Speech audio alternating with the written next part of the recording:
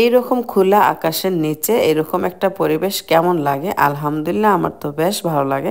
আসসালামু আলাইকুম, আশা করি সবাই ভালো আছেন আর আমরা সবাই ভালো আছি আলহামদুলিল্লাহ। আমার তো এত মন খারাপ হচ্ছিল কিছুদিন থেকে, বাইরে বেরোতে পারছি না, কাজের চাপ সবকিছু মিলিয়ে মনে হচ্ছিল একদম স্টাক হয়ে গিয়েছি। যাক আলহামদুলিল্লাহ 3 দিনের ছুটি পেয়েছি, তো ছুটি পাওয়ার সাথে সাথে কিন্তু একদম বাবার বাড়িতে তো অনেকদিন হয়ে গিয়েছিল আসলে আর যাওয়া হয় নাই। সো বাবা মা সবাই যেহেতু নিউ ইয়র্কে থাকে, আমাকে কয়েকদিন পর পরই যেতে হয়। আর হচ্ছে বাচ্চাদের ছুটি, আমাদের ছুটি, সবকিছু তো আর একসাথে মেলানো যায় না, তাই আর যাওয়া হয় না, হুটহাট করে আর কি, একটু ঝামেলাই হয়ে যায়। আলহামদুলিল্লাহ শেষমেশ চলে আসছি। তো আজকে চলে আসছিলাম একটা পার্কে, ভাই বোন সবাই মিলে। এত ভালো লাগছিল, পরিবেশটাও এত সুন্দর।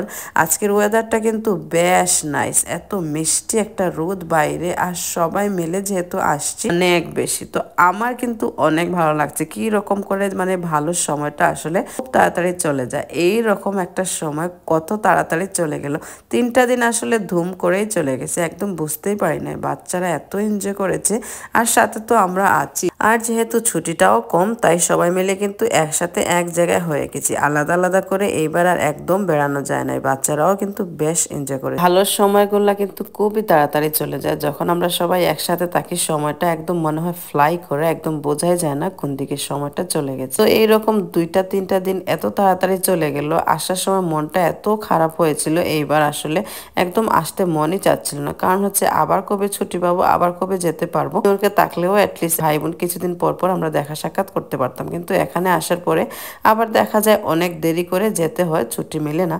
তো পরের দিন আবার কিন্তু এটা হচ্ছে আমার ভাইয়ের ব্যাকইয়ার্ড, বাচ্চারা খেলাধুলা করতেছে আর আমরা সবাই মিলে বারবিকিউ করতেছি। এটা কিন্তু আমাদের এই বছরের প্রথম বারবিকিউ।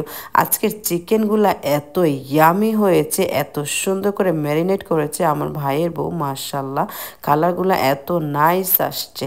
আর চিকেনগুলো একদম পারফেক্টলি কুকও হয়েছিল, মানে একদম জুসি ছিল ইনসাইড, আর আউটসাইডটা ছিল কেমন জানি একটা পুরা পুরা, মানে একদম অথেন্টিক একটা টেস্ট আসছিল, খুবই মজা হয়েছে। আর এত ভালোবাসার ছোঁয়া ছিল, ও রান্না বাড়া যাই করে কিন্তু খুবই মজা করে করে। আর আমরা গেলে তো আলহামদুলিল্লাহ সবকিছু অন্যরকম, মানে একটু বেশি ভালোবাসা ঢেলে দিয়ে দেয়, এই জন্য মনে হয় সবকিছু আরো বেশি মজা হয়। বাই দা ওয়ে, দেখতে দেখতে কিন্তু ঈদ চলে আসছে। সো আপনাদের কি সবার ঈদের কেনাকাটা হয়ে গেছে?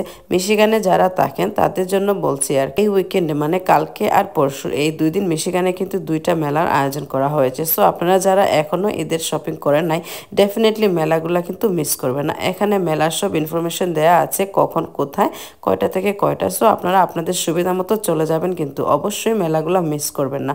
আমাদের এখানে যতগুলা মেলা হয় এই পর্যন্ত, শারমিন আপু বা আরও যারা মেলা হোস্ট করে এখানে, সবাই কিন্তু অনেক ভালো ভালো ব্যান্ডার্সরা, সো অনেক ভালো ভালো কাপড় চোপড় মেলাতে নিয়ে আসে, এবং দামও কিন্তু খুব ভালো হয়। আমার কিন্তু মোস্টলি এখানে দেখা যায় মেলা থেকে কাপড় চোপড় কেনা হয়। আমি তো হচ্ছে লাস্ট টাইম আসার এখান থেকে অনেকগুলা কাপড় নিয়ে এসেছি, প্লাস হচ্ছে লাস্ট টাইম শামিনাপুর একটা মেলাতে গিয়েছিলাম, সেখান থেকেও বেশ কিছু সুতির কাপড় নিয়েছি। আমার কাছে ভালো লাগে, এবং মেলাতে মনে হয় কেন জানি দাম একটু কম থাকে। সো আপনারা অবশ্যই কিন্তু মেলাগুলা মিস করবেন না, এখানে সব ইনফরমেশন দেওয়া আছে, আপনারা চলে যান।